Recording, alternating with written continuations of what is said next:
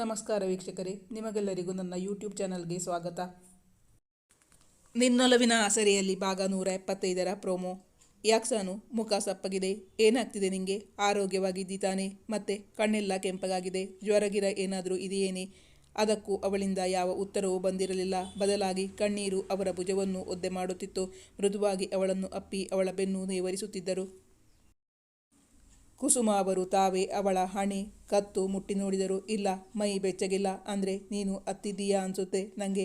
ಯಾಕೆ, ಏನಾಯಿತು? ಅತ್ತೆ ಪ್ರೀತಿಯಿಂದ ತಾಯಿಯಂತೆ ಅವಳನ್ನು ವಿಚಾರಿಸುತ್ತಿದ್ದರೆ ಅವಳ ದುಃಖ ಇನ್ನೂ ಜಾಸ್ತಿಯಾಯಿತು. ಅವಳು ಓಡಿ ಬಂದು ಅತ್ತೆಯ ಭುಜದ ಮೇಲೆ ತಲೆಯಿಟ್ಟು ಬಿಕ್ಕಲಾರಂಭಿಸಿದ್ದಳು. ಅಯ್ಯೋ, ಯಾಕಂದ ಆಳ್ತಾ ಇದ್ದೀಯಾ? ನಿಂಗೆ ಮನಸ್ಸಿಗೆ ತುಂಬ ನೋವಾಗಿರಬೇಕು. ಯಾವ ವಿಷಯಕ್ಕೆ ಹೇಳು? ಹೊಟ್ಟೆ ನೋವೇನಾದರೂ ಇದೆಯೇನೆ?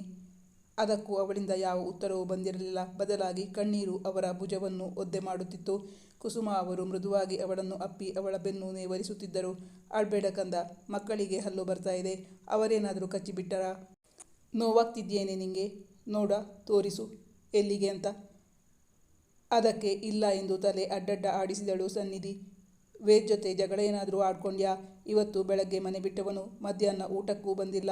ಇರು, ನೀನು ಹೇಳ್ದೇ ಇದ್ರೆ ಬೇಡ, ನಾನೇ ಅವನಿಗೆ ಕಾಲ್ ಮಾಡಿ ನನ್ನ ಸೊಸೆನ ಯಾಕೆ ಅಳಿಸ್ತಾ ಇದೆಯಾ ಅಂತ ಕೇಳ್ತೀನಿ ಎಂದು ಅವರು ತಮ್ಮ ಸೆಲ್ ಫೋನ್ಗಾಗಿ ಅತ್ತ ಹೊರಟಾಗ, ಅಮ್ಮ ಪ್ಲೀಸ್ ವೇದ್ಗೆ ಕಾಲ್ ಮಾಡಬೇಡಿ, ಇದಕ್ಕೂ ಅವನಿಗೂ ಯಾವ ಸಂಬಂಧವೂ ಇಲ್ಲ ಎಂದು ಅವರನ್ನು ತಡೆದಳು. ಮುಂದಿನ ಸಂಚಿಕೆಯಲ್ಲಿ ನಿರೀಕ್ಷಿಸಿ. Thank you for watching.